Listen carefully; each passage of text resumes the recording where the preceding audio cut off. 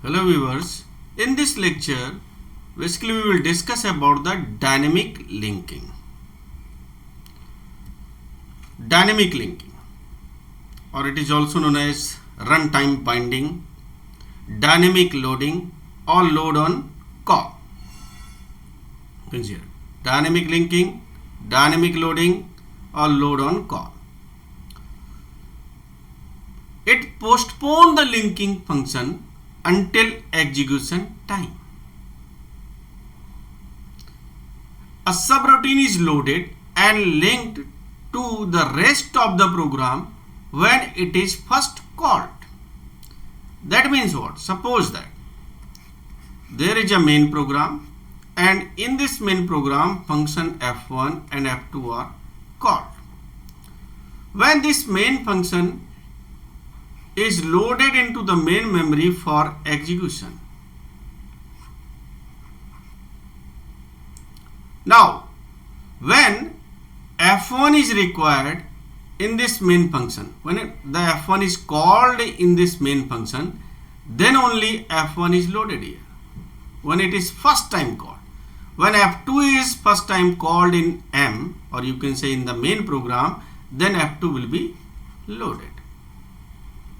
That's why it is known as late binding also. Late binding. That means what? We are binding the functions that are required in the main program at the time of execution, not at the time of compilation. Not at the time of compilation. Allow several executing programs to share one copy. Remember that, one copy of a subroutine or library. That means what? Suppose that there is another program in the main memory, that is M1. It also require F1 function. It also require F1 function. Then it can use the copy of this F1. Then F1 will not be loaded more. It will just share the copy that is already loaded into the main memory. In object-oriented system, it allows the implementation of object and its methods to determine at the time the program is run. That means at the time of execution only. What is the object and what are the methods that are associated with that object. Dynamic linking provides the ability to load the routine only when they are needed. Only when they are needed.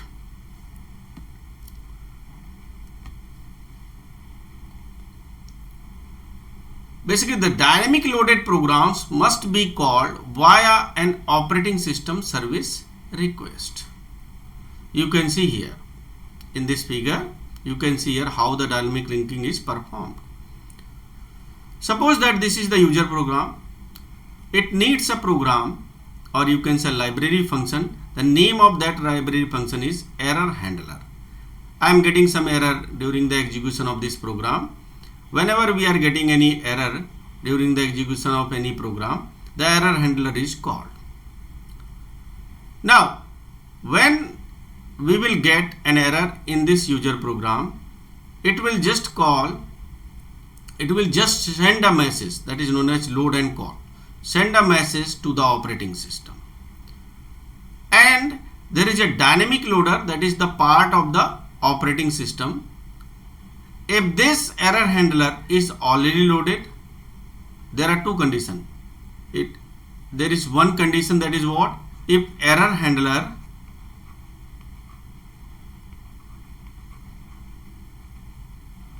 is already present in the memory. That means it is already loaded in the memory. Another condition is what? If it is not loaded in the memory. If it is not loaded in the memory. Let's take this scenario. If it is not loaded in the memory earlier. So what the dynamic loader will do? It will just go to the library and find out the error handler function, load the error handler function in the main memory for execution. Now, after loading in the main memory, it will just send a message to the dynamic loader that it has been loaded. Now the dynamic loader will just set the control to control for execution of error handler. You can see here. First, OS examine, if I just see this figure A, its internal tables to determine whether or not the routine is already loaded. If it is not loaded, then B part will be executed. Routine is loaded from library. That means that routine will be loaded from the library only. Now the control is passed from OS to the called subroutine. Which one is called subroutine? Error handler. You can see here. Now the control is passed from the OS to the error handler. When the subroutine is finished, that means the execution of subroutine is finished. Now when the execution of subroutine is finished, you can see here, it will just send a message to the operating system, or you can say the dynamic loader, that is a part of the operating system only. Now after getting this message, the operating system will inform to the user program, the program which require error handler. And if suppose that already error handler is present in the memory, what will be done? That is given in figure E. You can see here. The user program demand for error handler. The dynamic loader will see the internal table. If it is already present in the memory, it will just pass the control to the error handler. When the error handler will be executed, this will be referred. It will be executed, then the control goes to the dynamic loader, and dynamic loader will inform to the user program that this has been done. Binding of name to an actual address is delayed in dynamic linking from load time until execution time. Now if I am talking about static and dynamic linking, you know that in static linking, suppose that there are two functions f1 and f2. This will be linked together. We will get f at the time of compilation. At the time of compilation. So it is also known as early binding.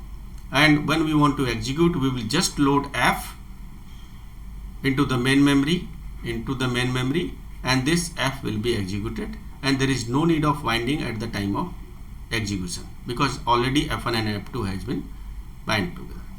Now if I am talking about dynamic linking, suppose that there are two functions that are required at the time of execution, and if I am loading f1 in the main memory, first f1, whenever in f1 f2 is required, this f2 will be loaded into the main memory. Now if I am taking some scenario, if you heard about the DLL, dynamic link library, which is present in Windows system.dll files, and when I am talking about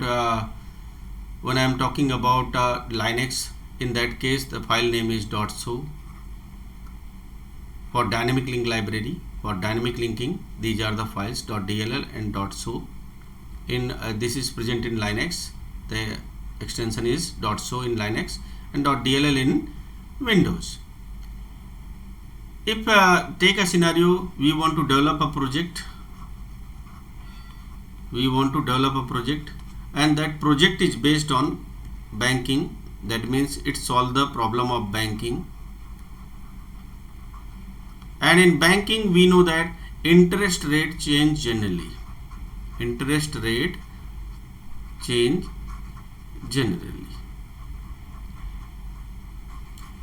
Now there are two ways. Suppose I am just taking only one example here. There is only one function interest and there is a main function. If you are linking together at the time of compilation and you are creating a setup, and you are installing that setup in the bank, and after some time you are getting a query from the bank that our interest rate has been changed. Now you have to change in the setup. In that case, you have to go to the code of I function in the main program, and you will change the interest function. Then you will develop the setup, then you will install the setup in the bank. Now if I am talking about dynamic linking, in that case what we can do, we can develop M main program, and we can develop a DLL, or you can say dynamic link library I, and we can just install the setup in the bank, and I have put this library in a folder. Suppose that the name of that folder is C lib. There is a folder lib inside the C directory, and I have put this file I interest. The name of that file is int.so in this library C lib, or you can say etc lib if I am talking about the Linux system. etc lib, and in that library I have just saved this file int.so, and I have installed the setup in the bank. Whenever that setup will be executed, or you can say when the software will run, this library will be included at the time of execution. Now if we are getting a query from the bank that interest has been changed, in that case there is no problem. We can just open this file. This is also written in C, and we can just edit this file and ask the bank person to just overwrite this file into this folder, or you can say into this directory. Whenever this setup will run, we can include the current interest file. That means there is no need to change the setup every time whenever there is a change in any function in the main program, or you can say in the setup. That is the benefit of the dynamic linking. And there is one disadvantage also. You can see here, if I am able to change this interest.so file, and if any or you can say intruder change this file, in that case the interest that is imposed by the bank will change. But in case of this one, you can say static linking, I had linked this file earlier before creating the during the creation of the setup. That means if I just want to change this file, I have to just change in the setup only. So you can say a static linking is more secure as compared to dynamic linking. So whenever you are developing any project, you have to consider that which linking for which function we have to apply. It depends upon the situation.